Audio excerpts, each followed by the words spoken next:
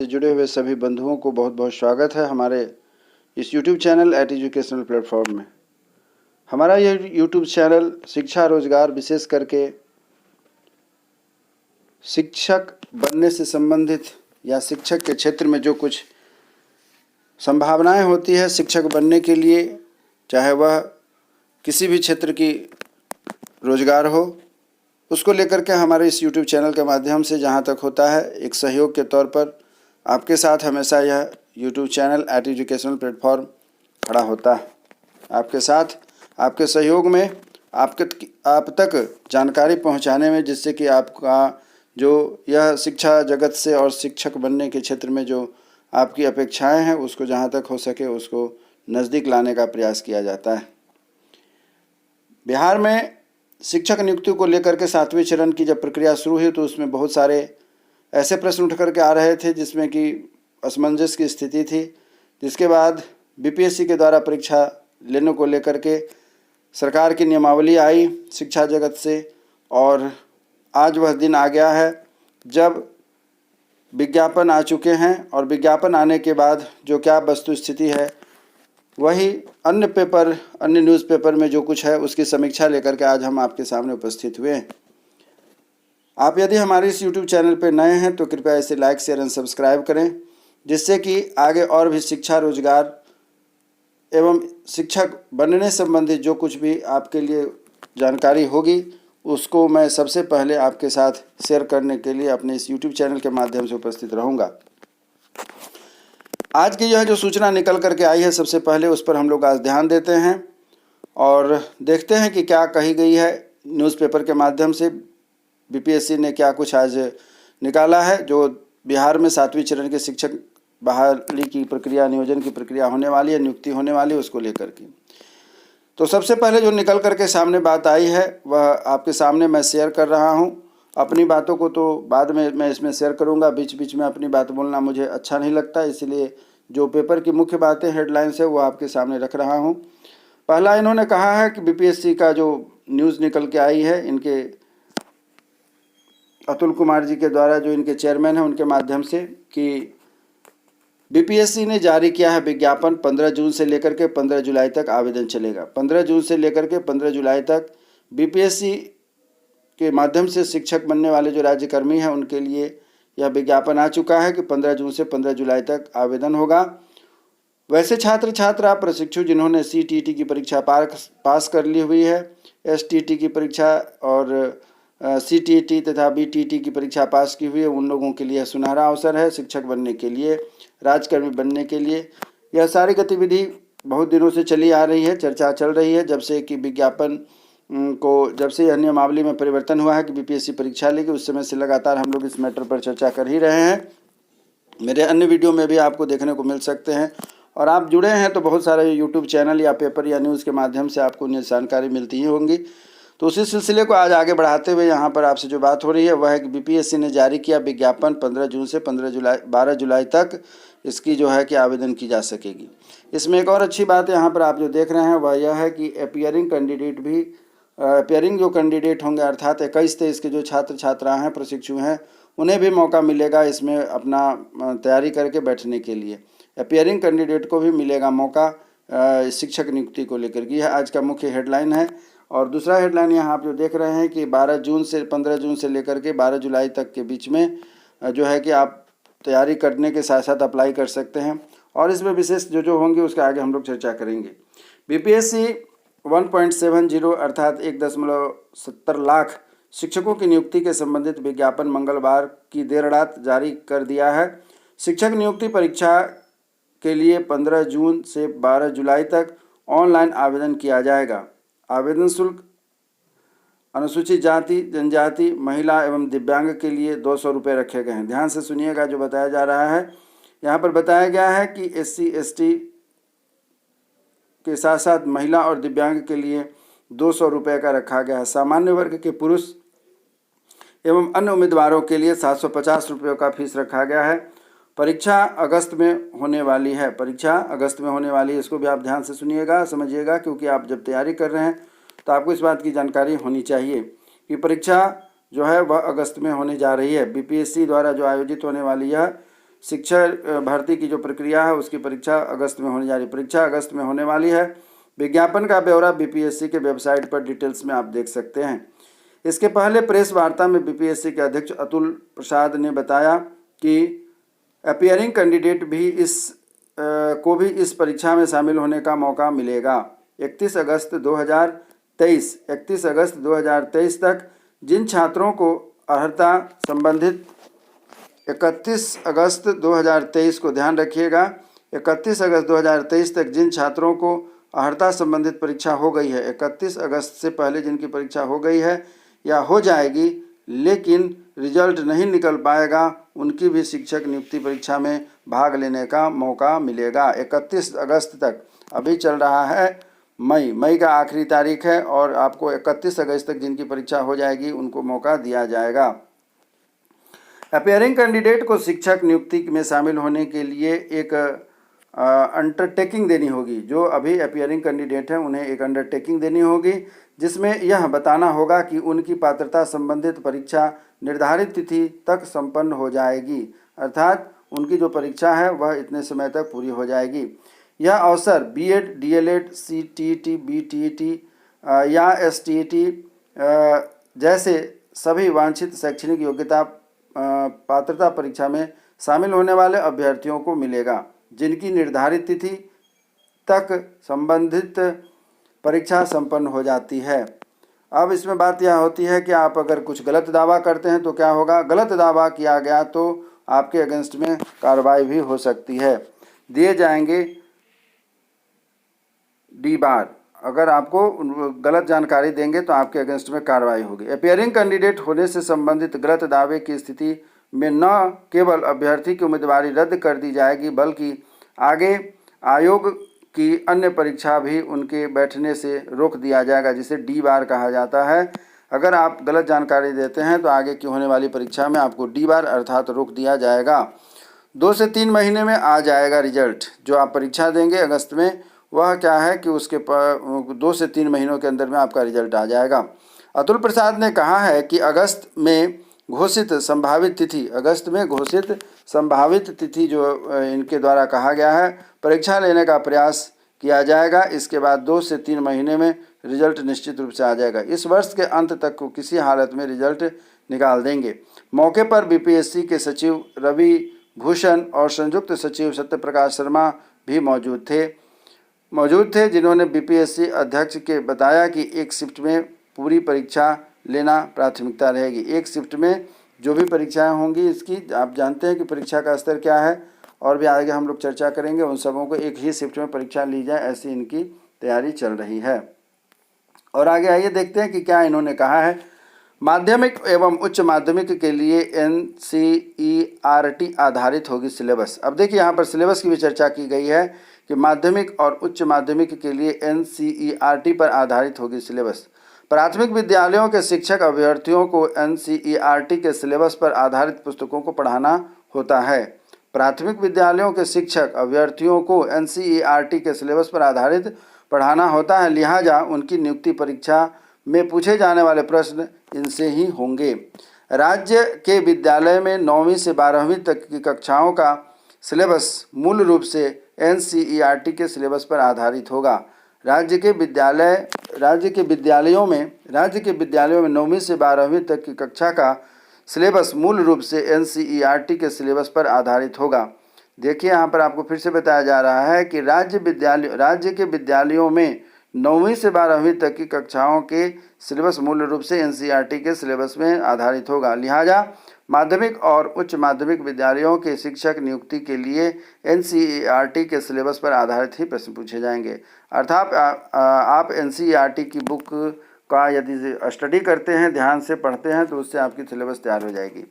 आइए कुछ नई बात और भी निकल कर के सामने आ रही है, वह क्या है सो यह देखते हैं। एक पद के लिए एक ही मुख्य पत्र की तैयारी। एक पद के लिए एक ही मुख्य पत्र की तैयारी, अर्थात अब देखा जाए जैसे कि कई तरह की बातें निकल करके आ रही थी इस विज्ञापन से पहले कि कैसे कैसे परीक्षा लेगी विभाग, क्या करेगा, कैसे करेगा, उसी पर बात हो रही है कि एक पद के लिए एक ही मुख्य पत्र की तैयारी करनी पड़ेगी। जिन्होंने 2 पद के लिए आवेदन दिया है उन्हें उन्हें ही 2 पेपर की तैयारी करनी होगी। जिस विषय की पात्रता परीक्षा पास की है उसी विषय में फॉर्म भर सकते हैं। केवल अकाउंटेंसी समेत 3 पार्ट हैं जिसमें किसी भी पार्ट को लेने वाले आवेदन कर सकते हैं। यहाँ जो बात निकल के सामने आ रही है कि एक पद के लिए एक ही मुख्य पत्र लिए जाएंगे। ये मुख्य पत्र जो है कि आप जान रहे हैं कि 3 भागों में बांटा गया था। एक जो आपका पहला जो एक कंपलसरी पेपर था वो तो सबको देना ही है, 100 नंबर के हैं। बाद बाकी जो 150 अंक वाले पत्र हैं उसकी बात हो रही है यहाँ पर कि एक पद के लिए एक ही मुख्य पत्र की तैयारी करनी पड़ेगी। उन्होंने 2 पद के लिए आवेदन दिया है, उन्हें 2 पत्र पर देने होंगे। जिस विषय से पात्रता परीक्षा पास की है उसी विषय में फॉर्म भर सकते हैं। पात्रता परीक्षा CTET आप जिसमें भरे होंगे, जैसे कि किसी ने साइंस में, मैथ्स में, जिसमें भी आपने भरा हुआ है, जिसमें आपने CTET क्वालिफाई किया है उसी विषय के लिए आप फॉर्म भरेंगे, उसी विषय में फॉर्म भर सकते हैं। केवल अकाउंटेंसी के जो छात्र होंगे वह 3 विषयों के फॉर्म भरेंगे जिसमें किसी भी पार्ट में ले सकते हैं। अब दूसरी बात इसमें निकल करके सामने आ रही है कि मुख्य पत्र में 150 के बजाय 120 प्रश्न ही पूछे जाएंगे। मुख्य पत्र में 150 के बजाय 120 ही प्रश्न पूछे जाएंगे। जो आपका मेन पेपर है, मुख्य पेपर, उसकी बात हो रही है। मुख्य पूर्व घोषित परीक्षा फॉर्मेट में मुख्य पत्र में 150 प्रश्न होने थे जिन्हें 2 घंटों में समय में हल करना था। समय तो अब भी 2 घंटे ही होंगे, लेकिन प्रश्नों की संख्या घटा करके 120 कर दी गई है। पहले 150 में 100 प्रश्न थे जिसमें नॉलेज बेस्ड तथा 50 जो सामान्य बुद्धिमत्ता के प्रश्न पूछे थे। 120 में 80 प्रश्न जो होंगे कि ज्ञान पर पूछे जाएंगे। अब है अलग अलग होगा cut off date. Cut off date का मतलब जो किस स्तर के बच्चे, यानी कि आपने CTET, STET, BTET के साथ साथ और भी कुछ योग्यताएं रखी हैं तो उनके लिए क्या क्या कट ऑफ डेट रखा गया है, ध्यान से सुनिएगा। अभ्यर्थियों की उम्र एवं योग्यताओं के लिए अलग अलग कट ऑफ डेट दी गई है। उम्र के लिए 1 अगस्त उम्र जिनका काउंट होगा उसके लिए कहा गया है 1 अगस्त 2023 से रखा गया है, जबकि योग्यता के लिए 31 अगस्त 2023 रखा गया है। जैसा कि अभी आपने शुरू में देखा है कि योग्यता की गिनती 31 अगस्त 2023 से काउंट होगी और जो आपकी उम्र है वह 1 अगस्त से काउंटिंग होगी। अपीयरिंग उम्मीदवारों के लिए परीक्षा में बैठने की अनुमति देने तथा उम्र तथा शैक्षणिक योग्यता के लिए अलग अलग कट ऑफ रखने जैसे प्रावधानों को सिविल सेवा समेत आने वाली दूसरे परीक्षाओं में भी अपनाने पर विचार किया जाएगा। आरक्षण प्रमाण पत्र, EWS प्रमाण पत्र, क्रीमी लेयर प्रमाण पत्र एवं मूल निवासी प्रमाण पत्र ऑनलाइन आवेदन के समय ही देने पड़ेंगे। अर्थात जिस समय आप अप्लाई कर रहे हैं उस समय इस तरीके के पेपर की किसी भी आवश्यकता नहीं पड़ेगी। ऑनलाइन में जो फॉर्मेट है केवल उसको अप्लाई करके आप आवेदन कर सकते हैं। तो यह जो आपको सूचना दी जा रही थी यह प्रभात खबर के द्वारा आई हुई रिपोर्ट के आधार पर हमने आपके सामने प्रस्तुत किया है। अब हम आगे बढ़ रहे हैं। इसी तरीके से किसी अन्य पेपर के माध्यम से भी जो कुछ निकल करके सामने आई है उसको भी मैं आपके साथ शेयर करता हूं। जैसा कि शुरू में मैंने बताया कि ये वीडियो समीक्षात्मक वीडियो है जिससे कि आप हम सभी अपने विचारों को ओपन होकर के अपने विचारों को स्वतंत्र रूप से सोचे समझे और कर सकते हैं। शिक्षक भर्ती परीक्षा के मुख्य पेपर जो होंगे 120 अंकों के होंगे। यह दूसरे पेपर के जो इन्फॉर्मेशन है उसको हम शेयर कर रहे हैं आपके साथ। शिक्षक भर्ती परीक्षा के मुख्य पेपर जो होंगे 120 अंकों का होगा, जिसमें 80 संबंधित विषय से व 40 अंक सामान्य ज्ञान से होंगे। नेगेटिव मार्किंग भी होगी। यहाँ देखिए नेगेटिव मार्किंग को हटाया नहीं गया है, वह भी रहेगा, लेकिन क्वालिफाइंग पेपर में नेगेटिव मार्किंग नहीं होगी। तो जैसा कि आप जान रहे हैं कि आपकी परीक्षा 2 पेपर देने पड़ेंगे। पहला जो कॉमन पेपर है वह सभी को देना है, जिसको क्वालिफाइंग पेपर कहते हैं। वह पेपर में आपकी मार्किंग नहीं कटेगी, इसलिए कहा गया इसमें नेगेटिव मार्किंग नहीं होगी। और जो आपका मेन पेपर है जिसमें आपने CTET या टीचर पात्रता परीक्षा पास की हुई है उसका पेपर जब आप देंगे तो उसमें आपकी मार्किंग कटेगी। और क्या होता है इस पर हम लोग ध्यान देते हैं। शिक्षक भर्ती वैकेंसी आज आ गई है। आवेदन करने के लिए 15 दिन का आवेदन से पूर्व 15 दिन सर्टिफिकेट तैयार करने का मौका आपको मिल रहा है। यहाँ देखिएगा, बहुत ही ध्यान देने योग्य बात है कि आपको यहाँ पर मौका दिया जा रहा है फॉर्म अप्लाई करने से। जो आपको यहाँ पर जो कही जा रही है 15 दिन का सर्टिफिकेट, 15 दिन के अंदर आप अपना सर्टिफिकेट तैयार कर लिए, इसीलिए 15 जून तक का समय दिया गया है, क्योंकि इसमें जो पेपर तैयार लगाने हैं उनको तैयार करने के बाद ही आप अप्लाई कर सकते हैं। अब आगे देखते हैं कि इसमें क्या क्या बातें मुख्य जो निकल कर सामने आई है। पब्लिक सर्विस कमीशन बीपीएससी ने 1,70,461 शिक्षक भर्ती से जुड़े हुए कई मसलों को आज साफ कर दिया है। आयोग के अध्यक्ष अतुल प्रसाद ने मंगलवार को बताया कि शिक्षक भर्ती की मुख्य परीक्षा जो होंगी, पत्र 150 के होंगे, 120 अंक होंगे, 150 अंक के लिए 120 अंक होंगे। परीक्षा की अवधि 2 घंटे के लिए रखी गई है। 120 वस्तुनिष्ठ प्रश्न पूछे जाएंगे, जिसमें 80 प्रश्न संबंधित विषय से हैं और 40 प्रश्न सामान्य विषय से होंगे। 31 अगस्त 2023 तक होने वाली बीएड, डीएलएड, एसटीईटी, सीटीईटी और टीईटी की जो परीक्षा में शामिल होंगे अभ्यर्थी, उनका भी मान्य कर लिया जाएगा। शिक्षक भर्ती की वैकेंसी 36 घंटे के भीतर, शिक्षक भर्ती की वैकेंसी 36 घंटे के भीतर जारी की जाएगी। शिक्षक भर्ती की वैकेंसी 36 घंटे के भीतर ही जारी की जाएगी। उम्र की गणना 1 अगस्त 2023 के आधार पर होगी और आयोग तथा शिक्षा विभाग के बीच बैठक में शिक्षक भर्ती के विज्ञापन से सभी बिंदुओं पर सहमति बन गई है। वैकेंसी जारी होने के 15 दिन बाद ऑनलाइन आवेदन शुरू होगा। वैकेंसी जारी होने के 15 दिन बाद ऑनलाइन आवेदन शुरू होगा। इन 15 दिनों के अवकाश में सभी सर्टिफिकेट तैयार कर लेने हैं अभ्यर्थियों का मौका दिया जाएगा। जातीय अस्थायी निवासी सहित जो भी आवश्यक सर्टिफिकेट हैं आवेदन के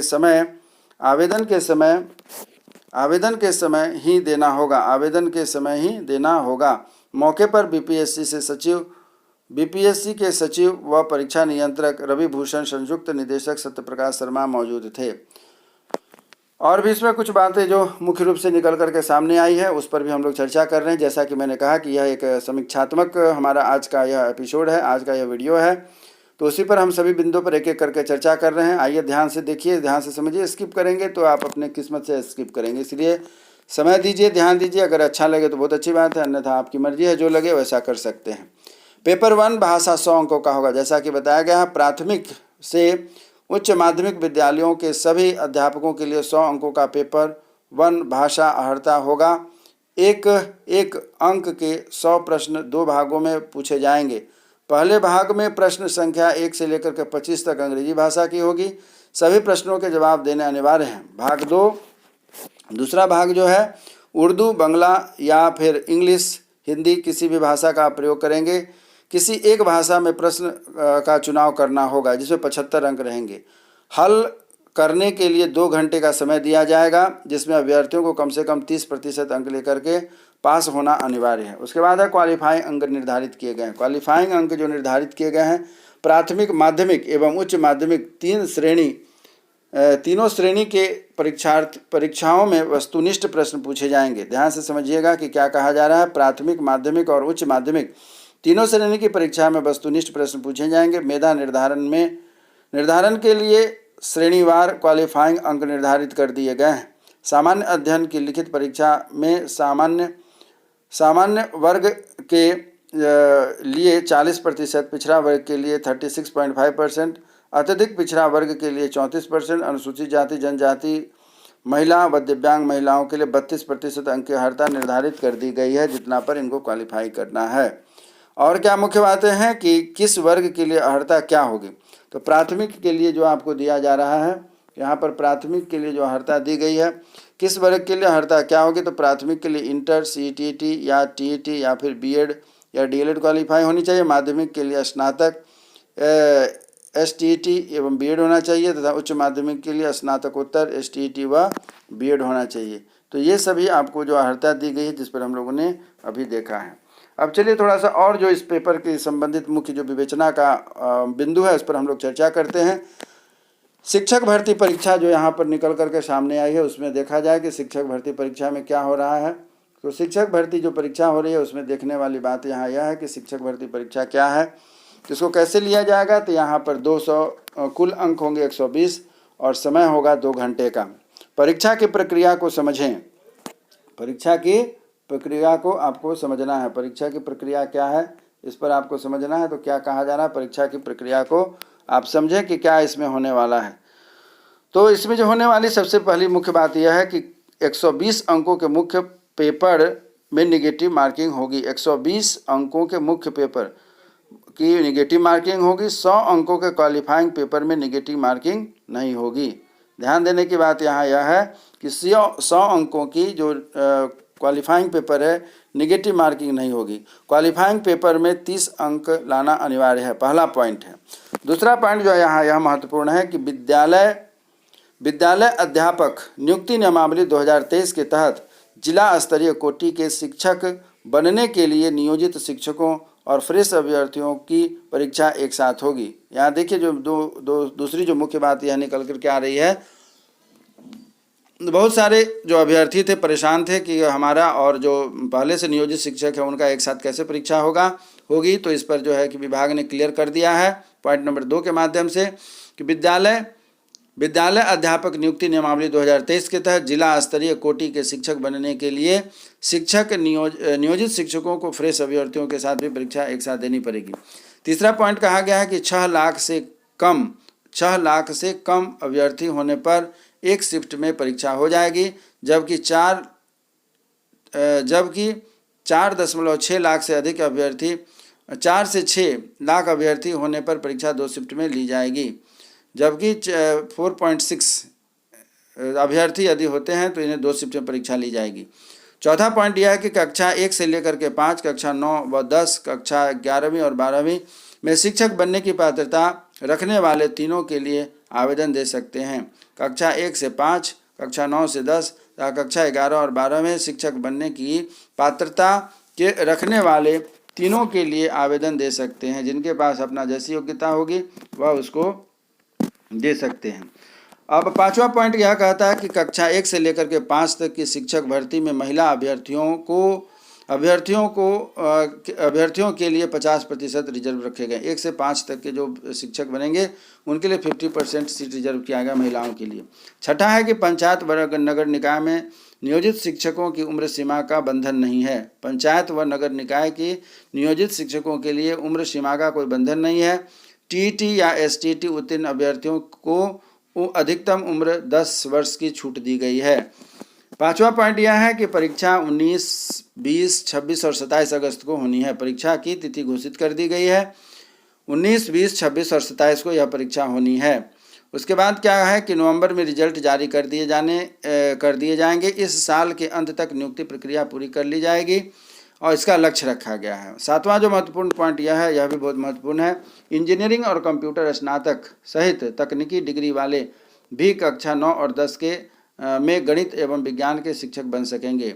यह बहुत अच्छी खबर है। इंजीनियरिंग और कंप्यूटर स्नातक सहित तकनीकी डिग्री वाले कक्षा 9 और 10 में गणित और विज्ञान के शिक्षक बन सकेंगे। कंप्यूटर शिक्षक बनने के लिए बीएड की अनिवार्यता नहीं रखी गई है। कंप्यूटर शिक्षक बनने के लिए बीएड की अनिवार्यता नहीं रखी गई है। चलिए अब आगे बढ़ते हैं कि एक और कुछ हमारे पास सूचना है, वह है कि सिलेबस को लेकर के। सिलेबस क्या है इस पर आप थोड़ा ध्यान दीजिएगा। सिलेबस क्या कहता है? सिलेबस है कि परीक्षा का सिलेबस क्या होगा, तो कक्षा 1 से लेकर के 5 तक प्राइमरी टीचर के लिए राज्य के विद्यालयों में लागू एनसीईआरटी का सिलेबस ही मान्य होगा। कक्षा 9, 10, 11, 12 में राज्य के स्कूलों में एनसीईआरटी का सिलेबस लागू है और परीक्षा में भी वही मान्य होगा। यह मुख्य रूप से आपकी जो परीक्षा संबंधित संशय थी उसको दूर किया गया है कि आप इसको देखें, समझें कि यहाँ पर क्या कहा जा रहा है परीक्षा के सिलेबस को लेकर के। चलिए अब आगे बढ़ते हैं। एक थोड़ा और नई जानकारी है आपके लिए जो आप सभी बड़े इच्छुक होंगे जानने के लिए। खास करके अभी ऊपर एक जानकारी दी गई है कि कंप्यूटर साइंस में स्नातक और समकक्ष भी बन सकेंगे शिक्षक।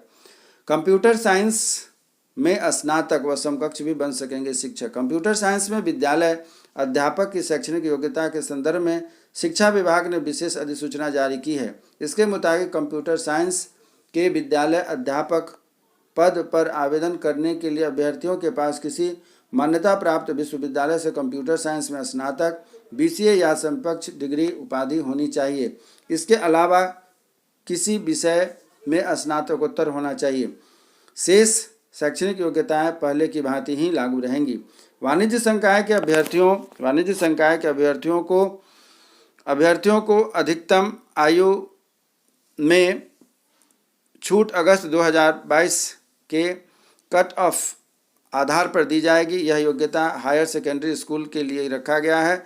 शिक्षा विभाग के संयुक्त सचिव संजय कुमार की तरफ से यह अधिसूचना आई है कि वाणिज्य संकाय के माध्यमिक शिक्षक पात्रता परीक्षा 2022 में उत्तीर्ण अभ्यर्थी जो विद्यालय अध्यापक के लिए आवेदन करने जा रहे हैं, उनके लिए अधिकतम आयु सीमा में छूट 1 अगस्त 2022 के कट ऑफ डेट के अनुसार गिनी जाएगी। हाल ही में वाणिज्य विषय की STT की जो परीक्षा कराई गई है। तो आपने देखा कि यहाँ पर आपके पास मैंने दो न्यूज़पेपर में जो आज का रिपोर्ट आई है उसके आधार पर मैंने आपके लिए यहाँ पर एक समीक्षा लेकर के उपस्थित हुआ हूँ। उम्मीद करता हूँ कि इसमें आपको जहाँ कहीं दिक्कत आई होगी, वह पहले से जो आपको कहीं दिक्कत होगी, इस कॉन्सेप्ट को समझने के लिए कि कैसे BPSC परीक्षा लेगी, कैसे हमारा इसमें शिक्षक नियुक्ति की प्रक्रिया में हम कैसे अपने आप को सफल कर सकते हैं, उससे संबंधित जो भी आपके मन में संशय होगा वह निश्चित रूप से दूर हो गई होगी। फिर भी यदि कुछ आपके पास संशय हो तो आप हमारे कमेंट्स बॉक्स में जा कर के इसको दूर करने संबंधित अपने प्रश्न को डाल सकते हैं। मैं प्रयास करूंगा कि जो हमारे पास न्यूज़पेपर के माध्यम से या अपने अनुभव से जो इसकी जानकारी है उसको मैं दूर करने का प्रयास करूंगा। इसी उम्मीद के साथ कि हमारे द्वारा दिया गया आज का यह वीडियो आपको निश्चित रूप से अच्छा लगा होगा और आप हमारे साथ आगे भी वीडियो में जुड़े रहेंगे। इसी उम्मीद के साथ कि मैं आपके लिए हमेशा कुछ शिक्षा और रोजगार तथा विशेष करके शिक्षक बनने के लिए जो कुछ भी जानकारी होगी उसको मैं शेयर करता रहूँगा। तब तक के लिए जय हिंद, जय भारत। आप स्वस्थ रहें, मन लगा करके पढ़ाई करें और आगे अपनी इस BPSC की तैयारी से जुटे हुए जो कुछ भी आपकी समस्याएं हैं कमेंट्स बॉक्स के माध्यम से हमारे साथ शेयर करते रहें। मैं उसका निदान करने का प्रयास करता रहूँगा। तब तक के लिए जय हिंद, जय भारत।